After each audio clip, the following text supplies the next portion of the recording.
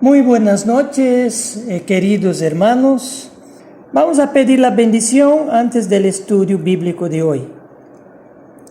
Santo Dios que habita la eternidad, te damos las gracias, Señor, por esta oportunidad de más que nos da para que escuchemos un poco más de tu palabra. Te pedimos, Señor, que ayúdenos a aprender de ti a través de los estudios bíblicos y también de los sermones y los mensajes en la iglesia. Te pedimos ayúdenos a comprender y también a poner en práctica tu palabra en nuestras vidas diarias.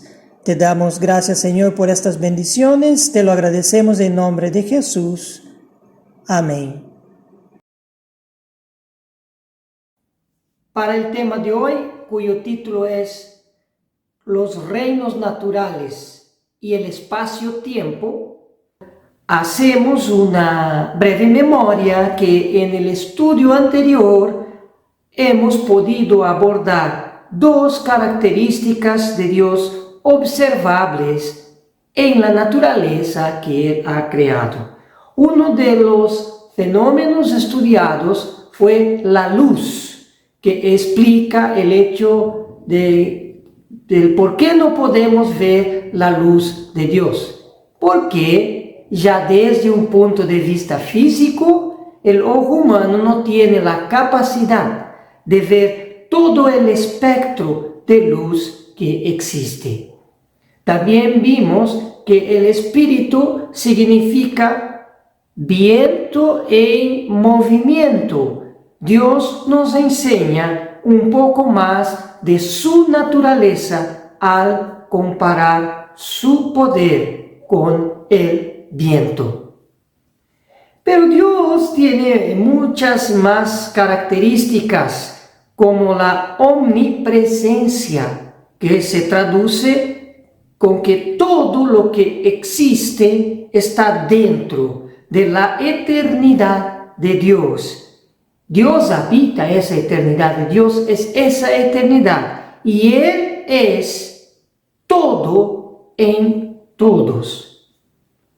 Dios también es omnisciente, es decir, todo sabe, no hay límite para su sabiduría e inteligencia. Esa suprema sabiduría es lo que posibilitó que Dios planificase toda su creación con una perfección extraordinaria. Pero a esa característica se suma otra característica imprescindible para poder haber creado y mantenido su creación. Y estamos hablando de su poder. Dios es todopoderoso y su poder y conocimiento son fantásticamente ilimitados.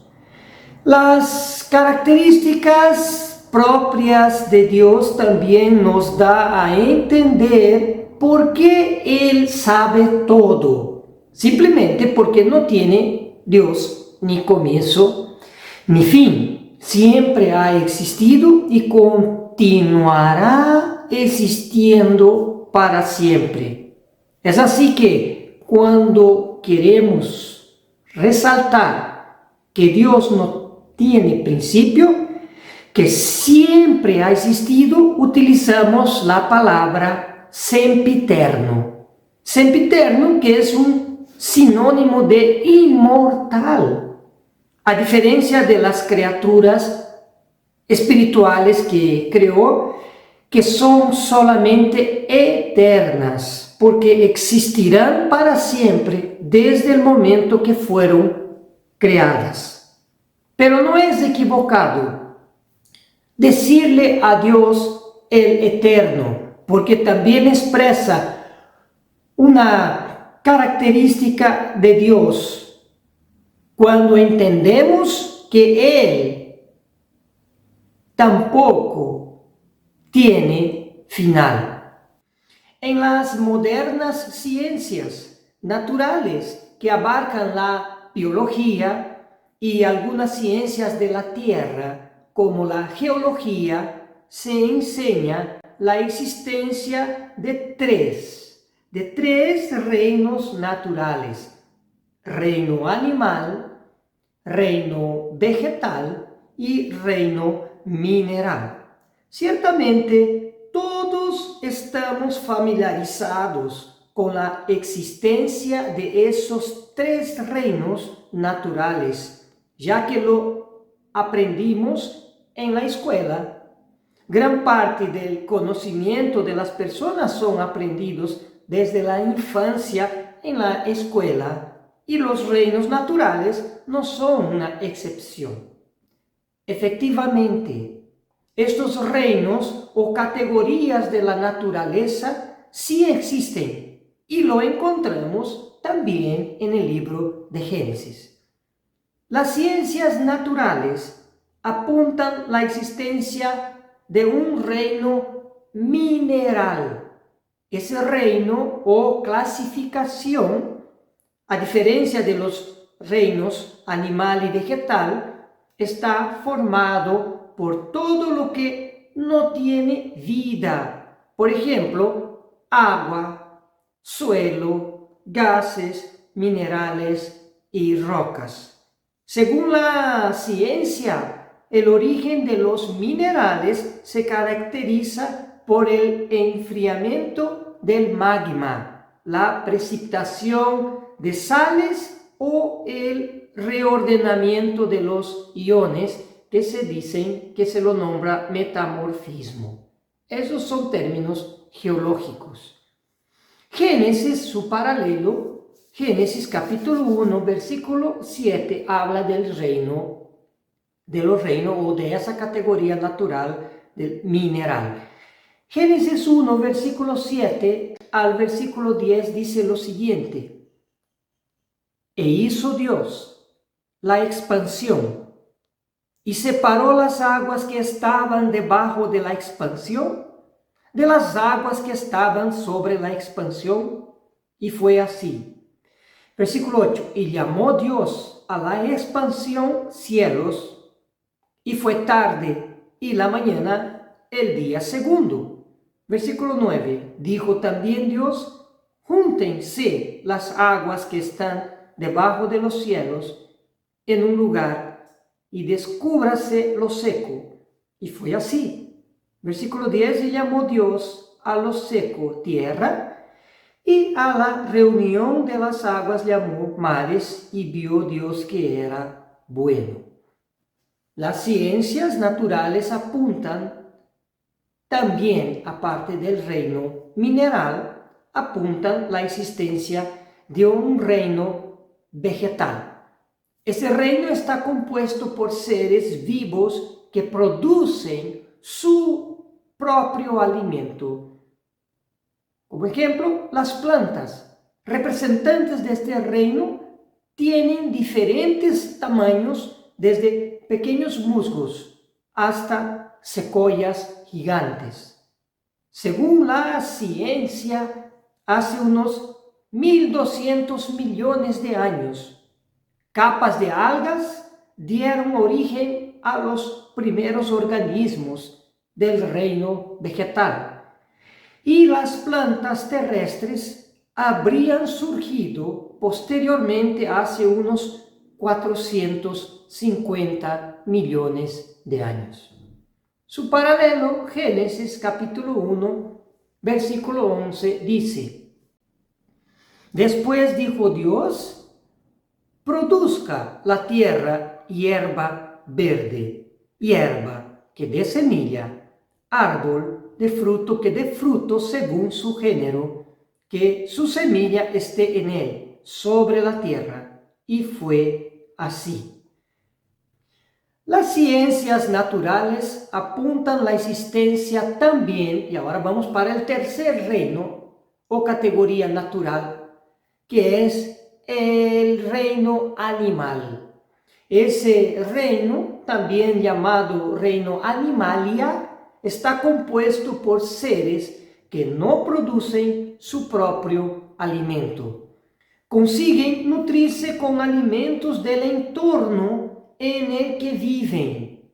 El reino animal se divide en dos grandes grupos muy conocidos, los vertebrados y los invertebrados. Génesis capítulo 1, veremos aquí este denominado reino animal. Génesis capítulo 1 en la Biblia, versículo 20 y versículo 24. Dijo Dios: produzcan las aguas seres vivientes y aves que vuelen sobre la tierra, en la abierta expansión de los cielos. Versículo 24. Luego dijo Dios: produzca la tierra seres vivientes según su género, bestias y serpientes, y animales de la tierra según su especie. Y fue así. Dios creó estos tres reinos en el principio, cuando hizo los cielos y la tierra, y lo vemos descrito en ese primer capítulo de Génesis, según algunos versículos que hemos podido leer. Sin embargo, mientras las ciencias naturales se limitan a todo lo que existe en apenas tres reinos, en la teología encontramos la existencia de más reinos. Uno de ellos, el reino humano, que las ciencias lo clasifican dentro del reino animal. Pero si no tomamos la debida atención, también podemos equivocarnos al aceptar la clasificación de las ciencias naturales que ponen al hombre junto a los animales, si no llegamos a entender lo que dice la misma Biblia. Génesis capítulo 2, versículo 7. Entonces el eterno Dios formó al hombre del polvo de la tierra y sopló en su nariz aliento de vida, y fue el hombre un ser viviente.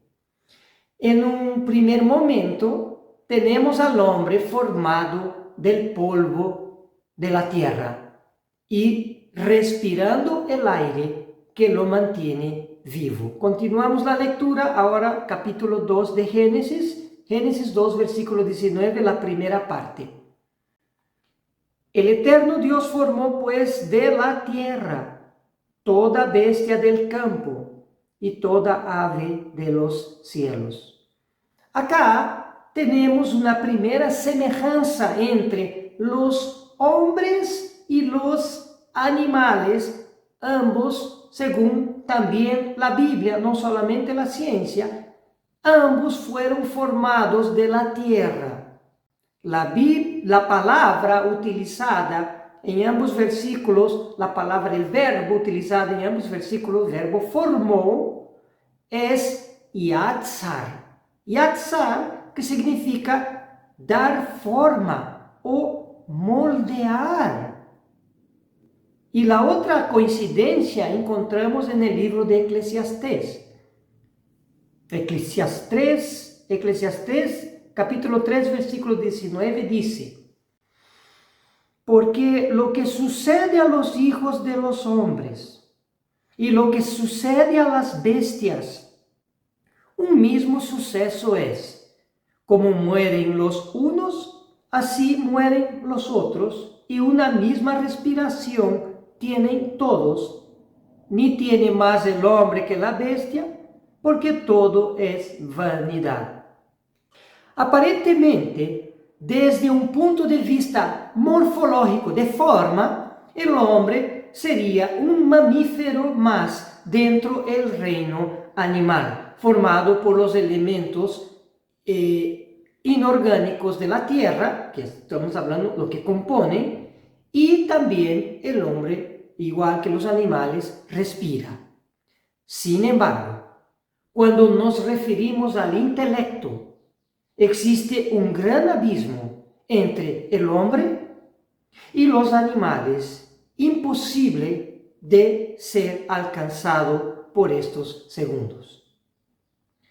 Job capítulo 32, versículo 8, dice: ciertamente espíritu hay en el hombre, y el soplo del Omnipotente le hace que entienda. El hombre entiende y tiene la capacidad de desarrollar cultura. Y Dios le concedió algo extraordinario que se llama libre albedrío. En eso consiste su entendimiento, en escoger principalmente entre el bien y el mal. De hecho, todos los seres vivos orgánicos, hombre y animales, mueren.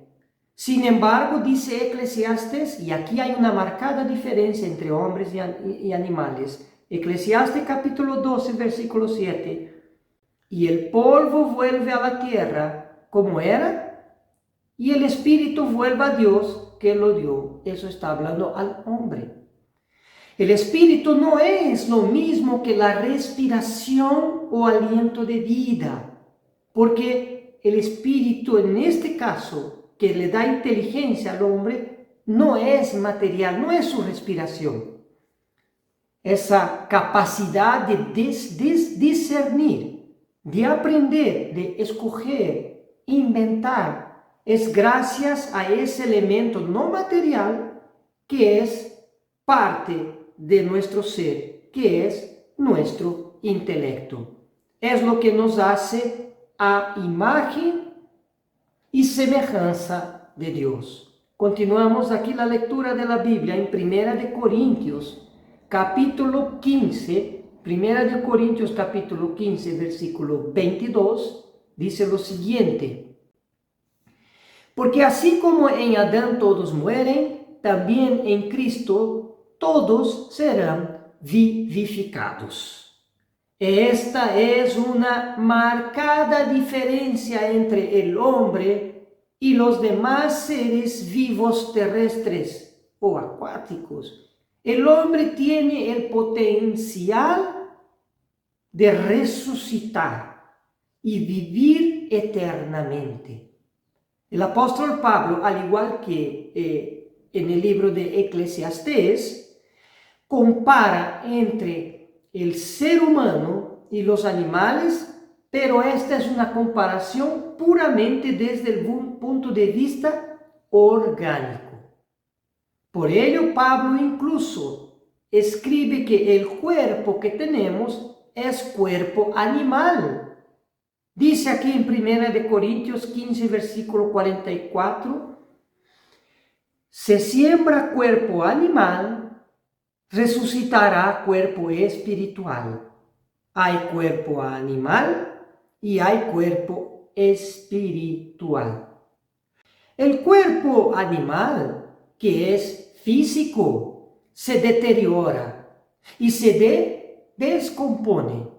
Y estamos hechos de materia física que se desgasta y muere. Pero la mente no se desgasta. Y Dios la conserva después que uno muere. Y llegado el momento, volverá a poner la mente nuevamente en un cuerpo. Es el espíritu que Dios lleva y lo almacena cuando el hombre muere. Su intelecto, lo que él es, su carácter, su inteligencia. En el caso de los que aceptaron y siguieron el camino de Dios, Pablo escribe que resucitarán incorruptibles. Aquí 1 Corintios 15, 52 dice: en un momento, en un abrir y cerrar de ojos, a la final trompeta, porque se tocará la trompeta, y los muertos serán resucitados incorruptibles, y nosotros seremos transformados. Hay un ciclo que cumplir, que al final de ese ciclo, de manera exitosa, lleva o llevará al ser humano a la vida eterna, que continúa Pablo en 1 Corintios capítulo 15, vamos a retroceder unos versículos, el 46 dice: mas lo espiritual no es primero, estamos hablando de un ciclo, sino lo animal, luego lo espiritual. Hay un orden. Justamente, mientras la ciencia siga clasificando al hombre como un animal, continuará como un entendimiento incompleto de la ciencia cuando no toma en consideración a Dios. Sin la teología, sin considerar la existencia de Dios, continuará la ciencia careciendo de propósito todo lo que estudia. En realidad, la ciencia, ella, como habíamos visto en estudios anteriores, ella estudia procesos, pero el propósito de las cosas, sin considerar la teología, no la sabe. Continuará siendo solamente una disciplina descriptiva. La clasificación del hombre como un animal es un dogma que se implanta en la mente de las personas desde que pisa la escuela secular. Lo primero que en materia de ciencia los profesores enseñan a los niños es que el hombre es un animal que piensa. De hecho, una verdad incompleta de un entendimiento a medias. Por lo tanto, aparte de los reinos animal, vegetal y mineral, efectivamente existe el reino humano como una grandeza más en la naturaleza o en la creación de Dios. Génesis capítulo 1, versículo 27 lo refuerza cuando dice: y creó Dios al hombre a su imagen. A imagen de Dios lo creó, varón y hembra los creó. Más adelante, cuando estudiemos la creación de Dios, vamos a abordar, es un estudio posterior, vamos a abordar nuevamente este tema con más detalle. Y vamos a hablar entonces de los reinos naturales que Dios ha creado. Y además de los reinos animal, vegetal, mineral, humano, existe un otro reino denominado reino espiritual dentro de toda la creación de Dios. Génesis capítulo 2. Versículo 1. Fueron pues acabados los cielos y la tierra y todo el ejército de ellos. La palabra ejército fue traducida del vocablo hebreo tzaba. Tzaba, que significa básicamente tropa, ejército, pero aparte de significar, uno de sus significados, el sol, la luna y estrellas, también significa ejército de ángeles. Eso es interesante porque los ángeles habitan el tercer cielo y corresponden al quinto reino que las ciencias no pueden descubrir mientras no toman en cuenta la teología. Dios le preguntó a Job, en su capítulo, en el libro de Job 38, versículo 33, la primera parte. ¿Supiste tú las ordenanzas de los cielos? Esa pregunta es más clara aún en la versión NVI, que dice: ¿conoce las leyes que rigen los cielos? Los ángeles viven bajo las leyes que rigen en el tercer cielo. mientras la ciencia solo alcanza a descubrir y estudiar las leyes que rigen el universo, incluyendo la tierra. Colosenses 1, versículo 16, dice, porque en él, hablando de Jesús, fueron creadas todas las cosas, las que hay en los cielos y las que hay en la tierra, visibles e invisibles, sean tronos, sean dominios, sean principados, sean potestades, todo fue creado por medio de él y para él. De esta forma, la teología completa el conocimiento de las ciencias que enseñan que existen el reino animal, vegetal y el reino mineral, completando entonces la teología con la existencia del reino humano y el reino espiritual. Como hemos leído en Colosenses capítulo 1, versículo 16, Dios todo lo creó para él, como una entidad colectiva, como una familia. Él antecede a todo lo creado y todas las cosas permanecen gracias a él, gracias al Creador. Dios tuvo una eternidad para planificar su creación, tanto física como espiritual. No sabemos sobre la esencia misma de Dios, no sabemos de qué está compuesto Él, porque Dios se presenta como viento, es decir, espíritu, en el sentido que no tiene en su constitución nada físico que podemos nosotros como seres humanos tocar o medir. Es una eternidad infinita, valga la redundancia.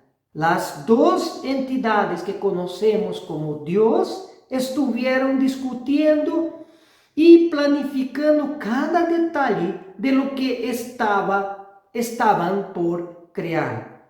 Durante esa eternidad infinita, ellos decidieron ampliar su familia con entidades semejantes a ellos mismos y al igual que ellos con libre albedrío. Por ello Dios creó al hombre. Se puede imaginar que el dilema más grande, lo más difícil de todo, sería garantizar que los nuevos miembros de su familia divina desarrollasen un carácter semejante a ellos. Entonces el hombre fue creado con el potencial de acercarse y de ser igual a Dios en carácter. En esa discusión, Dios consideró que en el proceso de desarrollo del carácter de las criaturas que vendrían a ser parte de su familia divina, podrían desviarse y no llegar a ser semejantes a Él y calificarse para ser miembro de su familia divina. Es por ello que Dios decidió crear al hombre mortal, donde habría la posibilidad de que dejara de existir si así algunos de los seres humanos, por su libre albedrío, decidieran no ser parte de la familia divina de Dios. Dios, antes de la creación de todas las cosas, cielos y tierra, es decir, tiempo y espacio, Dios se preparó para salvar al hombre, para que no pereciera si éste escogiera equivocadamente y luego se arrepintiera, si escogiera equivocadamente pecar, no seguir las leyes de Dios. Jesús, como parte de la divinidad, se preparó para sacrificarse por el hombre, para que éste se salvara y llegase a ser parte de su familia divina, a todos aquellos que comprendieran esa verdad y se arrepintieran.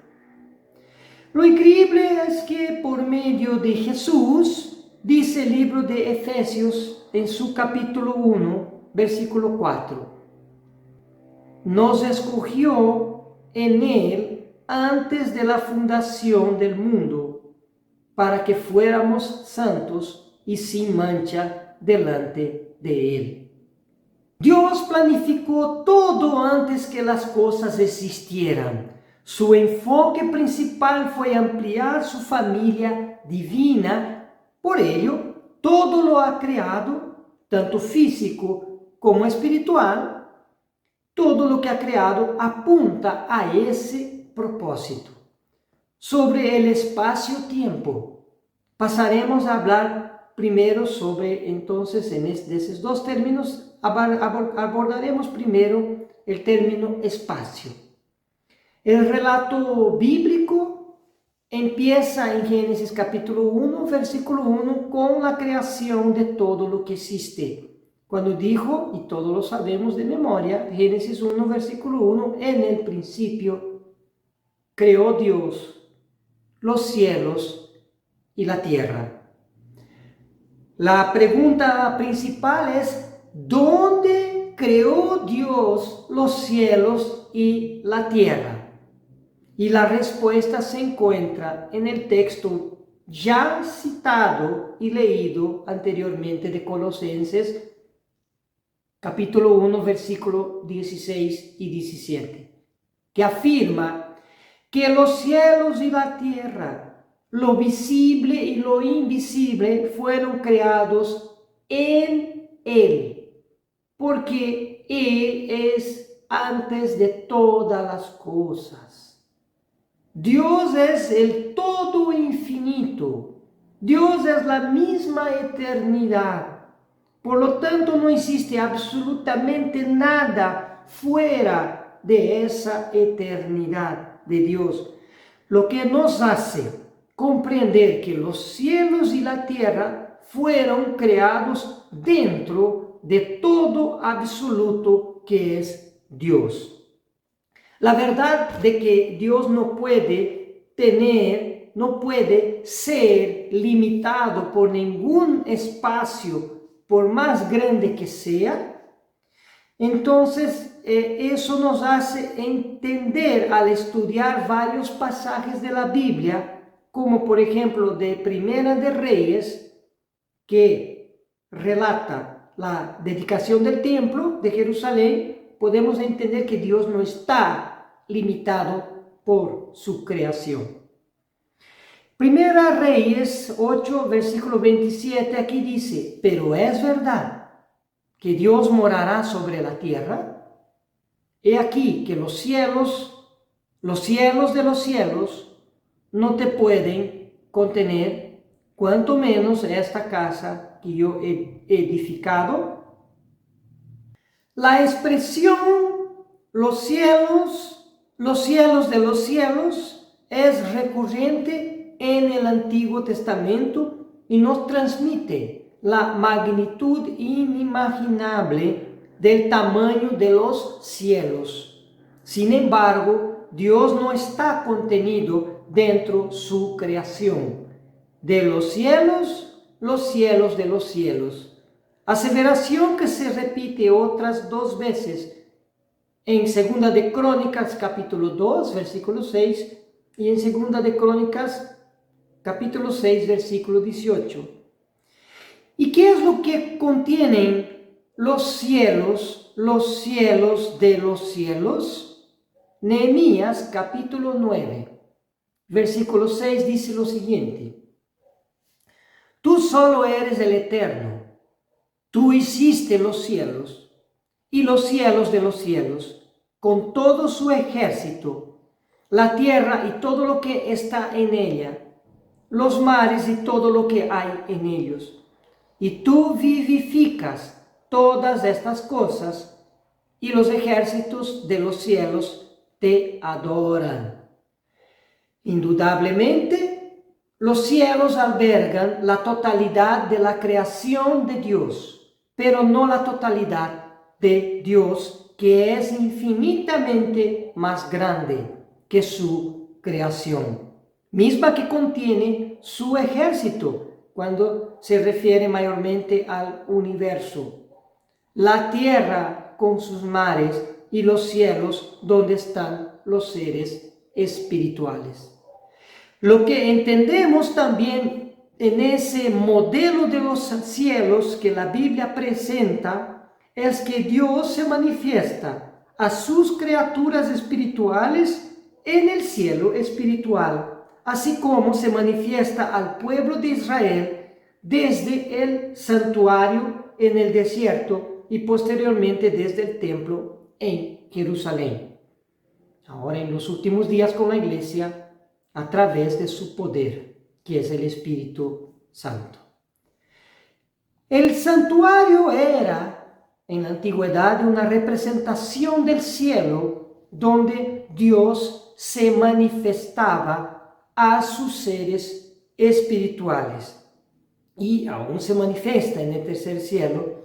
Y el lugar santo de los santos o santísimo en el antiguo santuario representaba el mismo trono de Dios. Por ello, tanto en el cielo espiritual como en la tierra a través del santuario, Dios siempre se manifestó a sus criaturas porque ninguna tiene su esencia o naturaleza infinita, ni mismo las criaturas celestiales. Así que Dios es omnipresente, pero todo lo que las criaturas que ha creado no lo son. En el libro de Hechos leemos, Hechos capítulo 7, versículo 49, el cielo es mi trono y la tierra el estrado de mis pies. ¿Qué casa me edificaréis? Dice el Señor, ¿o cuál es el lugar de mi reposo? Ahora, continuando, vamos a pasar a hablar sobre el tiempo. Ya hemos hablado del espacio, ahora vamos a hablar del tiempo. Toda la historia desde la creación se desarrolla dentro de los cielos y la tierra, tanto física, la historia humana, como espiritual, la historia de los seres espirituales. Y ambas están relacionadas entre sí. Y desde el momento que Dios apartó esos espacios físico y espiritual, en que empezaron a suceder una serie de eventos lineales, por ello Génesis dice en el principio, marca un punto de inicio, entendemos que el tiempo empezó a correr en esos espacios creados por Dios, tanto físicos como espirituales. El tiempo, según lo que uno puede investigar en artículos científicos, es una magnitud física con la que se mide la duración o separación de acontecimientos. El tiempo existe porque el universo físico está en constante movimiento desde un átomo hasta una galaxia. En un instante, un elemento está en un lugar determinado y en el siguiente momento está en otro lugar. De esa diferencia viene el concepto de tiempo. Por ello, para que todo ese movimiento y transformación que ocurre en la Tierra, los entendidos estandarizaron, establecieron una medida para determinar una duración propiamente de tiempo. Es así que hoy contamos segundos, minutos, hasta horas, días, meses y años, entre otras subdivisiones menores y mayores. El tiempo es una medida invisible para calcular el movimiento de todo lo físico que existe. De ahí la relación de tiempo y espacio, que uno no existe sin el otro. Continuando el relato de Génesis, capítulo 1, ahora vamos a leer versículo 14. Dijo luego Dios: hay lumbreras en la expansión de los cielos para separar el día de la noche y sirvan de señales para las estaciones, para días y años. Dios fue quien estableció las referencias para que el hombre pudiera medir el tiempo. Es así que diferentes civilizaciones a lo largo de la historia utilizaron la luna para calcular el paso del tiempo. En el antiguo Egipto, alrededor de 2800 años antes de Cristo, se adoptó también el movimiento del sol para calcular el tiempo. Y finalmente, en el año 46 antes de Cristo, se estableció un calendario, el llamado calendario juliano, en tiempos del emperador Julio César, que contenía el año de 365 días con 12 meses.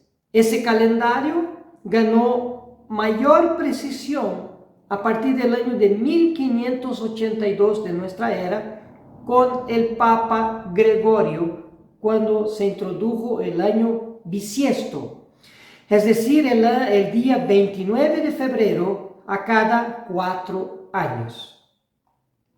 Dios creó los días con una parte clara y otra oscura, como leemos en Génesis. Por ejemplo, aquí Génesis 1, versículo 16. E hizo Dios las dos grandes lumbreras, la lumbrera mayor para que señorease en el día y la lumbrera menor para que señorease en la noche. Hizo también las estrellas. Mientras sol y luna marcaban día y noche, sobre la base de la rotación de la Tierra, ya las estrellas fueron establecidas para marcar la subdivisión de la noche. Los egipcios dividieron la noche basados en 12 estrellas que aparecían sucesivamente durante toda la oscuridad. De esta manera se comenzó a dividir la noche en 12 partes. Por similitud a este juego de astros, el día también se subdividió en 12 partes. Según lo que dijo Jesús, leemos en Juan capítulo 11, versículo 9. ¿No tiene el día 12 horas? El que anda de día no tropieza porque ve la luz de este mundo. La subdivisión del día en 12 horas ya era conocida en tiempos de Jesús. Para no extendernos en la historia de la división detallada del tiempo, nos limitamos a mencionar que el sistema sexagesimal de división de la hora en 60 partes fue establecido por los babilonios y mejorado por los griegos. Antes de la invención del reloj mecánico en el siglo XIV, el tiempo era medido y estudiado a través de los relojes solares, donde se calculaba la hora a través de la proyección de la sombra en una estaca. En 1879, Stanford Fleming creó el concepto de horario universal y del sistema horario de 24 horas correspondiente a los 24 usos horarios contados a partir del antimeridiano de Greenwich para todo el globo terrestre. Hoy el tiempo es medido a través del reloj atómico, inventado en 1949, basado en una propiedad de padrón del átomo y considerado el reloj más preciso ya construido por el hombre. Y mismo así, se estima que retrasa un segundo en 65.000 años. Todo lo que se mueve o se transforma está sujeto a ser medido y el movimiento no se limita a las cosas físicas. Cuando la Biblia relata el cielo que Dios habita, expresa movimientos entre los seres celestiales y describe espacios. Por ejemplo, en la Biblia encontramos varias visiones del trono de Dios, incluyendo de un trono que se desplaza de un lugar a otro por intermedio de seres espirituales y eso todo está en el primer capítulo del libro de Ezequiel. Ezequiel capítulo 1, vamos a leer de los versículos 19 al 21. Ezequiel 1:19, y cuando los seres vivientes andaban, las ruedas andaban junto a ellos. Y cuando los seres vivientes se levantaban de la tierra, las ruedas se levantaban. Versículo 20, hacia donde el Espíritu les movía, que anduviesen, andaban. Hacia donde les movía el Espíritu que anduviesen, las ruedas también se levantaban tras ellos. Porque el Espíritu de los seres vivientes estaban en las ruedas. Versículo 21. Cuando ellos andaban, andaba ellas. Y cuando ellos se paraban ellas. Asimismo, cuando se levantaban de la tierra, las ruedas se levantaban tras ellos. Porque el espíritu de los seres vivientes estaba en las ruedas. Entre los cielos creados por Dios está el cielo donde Él se manifiesta a sus seres espirituales. Y no hay duda que dentro de ese cielo, al igual que los cielos físicos, el universo y la atmósfera terrestre, todo está en constante movimiento. Por lo tanto, existe el tiempo en todos los espacios de los cielos, en plural, y la tierra. Como explicado anteriormente, conocemos las referencias físicas que el hombre utiliza para medir su propio tiempo y el tiempo del universo. Lo que no conocemos es la referencia de tiempo que Dios y los seres espirituales utilizan para medir el tiempo en el espacio espiritual. Podemos decir que obviamente afirmar y saber lo que Dios no está sujeto al tiempo, pero su creación sí se mide de alguna forma. Pero por la naturaleza, las grandezas son mucho mayores, como explica Salmos, la noción del tiempo para Dios. Dice aquí Salmos capítulo 90, versículo 4. Porque 1000 años delante de tus ojos son como el día de ayer, que pasó, y como una de las vigilias de la noche. Entonces, el entender que el tiempo existe en todas los cielos que Dios ha creado es bastante extraordinario. Sabemos que los ángeles no están sujetos al tiempo terrestre. Y al final, el tiempo es solamente una medida, ¿no? Eso no tiene nada que ver si son eternos o no son. Es solo una manera de medir los acontecimientos. Una cosa acontece aquí, otra cosa acontece allá. Entonces, el tiempo es el espacio, es las cosas en movimiento. En el próximo estudio veremos la relación entre los cielos creados por Dios, que representa esa totalidad física y espiritual de todo lo que Dios ha creado.